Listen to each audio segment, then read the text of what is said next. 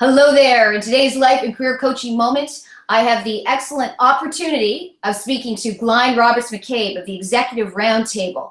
And Glain, I wanted to speak to you about what's happening in media outlets across North America.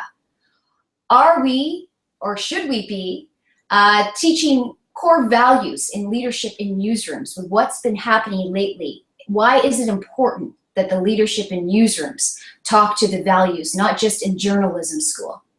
I think it's a great question. I think what we're seeing in newsrooms and actually across this, I think it's across society, is we are fundamentally losing what used to be very core values of community and helpfulness and kindness. And I don't know, we could probably get into some really systemic things, but think about years ago, church was the center for a lot of people's lives. It's no longer the place, and that's really where a lot of values came from.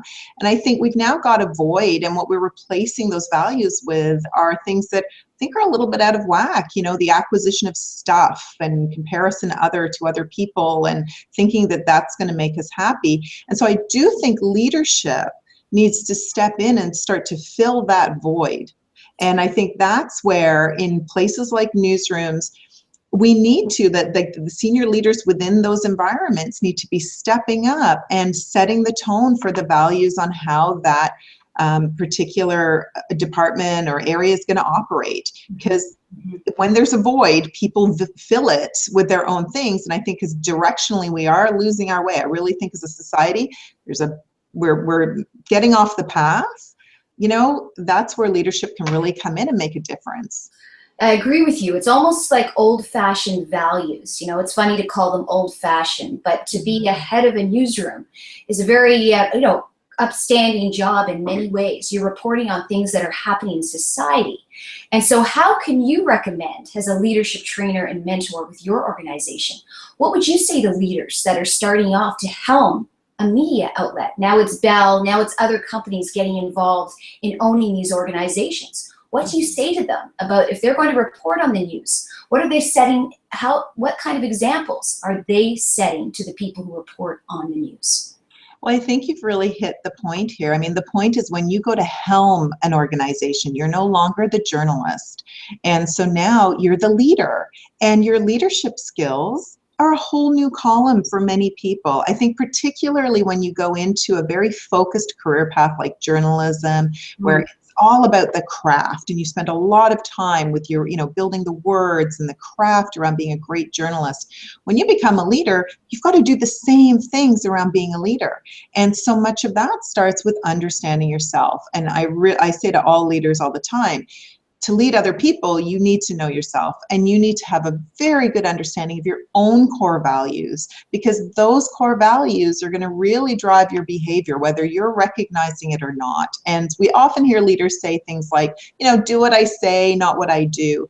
That kind of, abdication of responsibility is where, really you're not leading then. So I think that the message I would say to anybody who's particularly in a profession where, the emphasis has really been on your technical competence, now you need to really start shifting into the other column and start thinking about your soft skills, what it takes to be a leader, and really defining for yourself the kind of leader you want to be and start associating with that.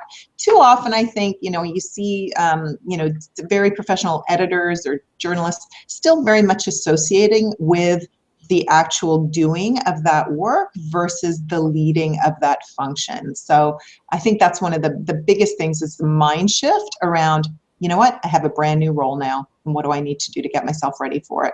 Exactly. Step up to the plate. You're a role model now as a leader. Can you leave us with any books you would recommend on core values and self-knowledge?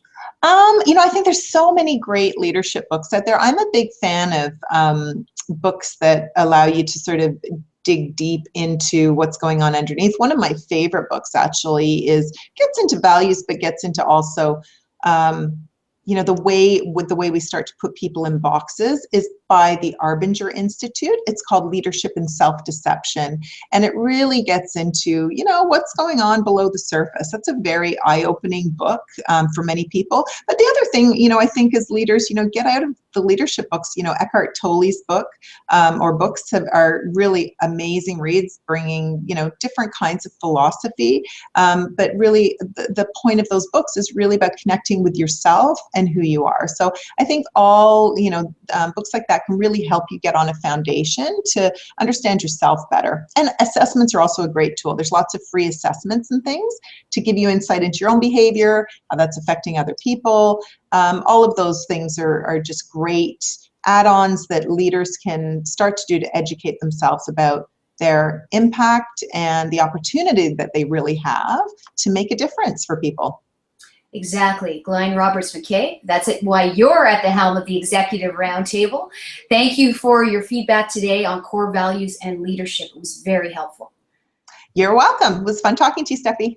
Always, Glain.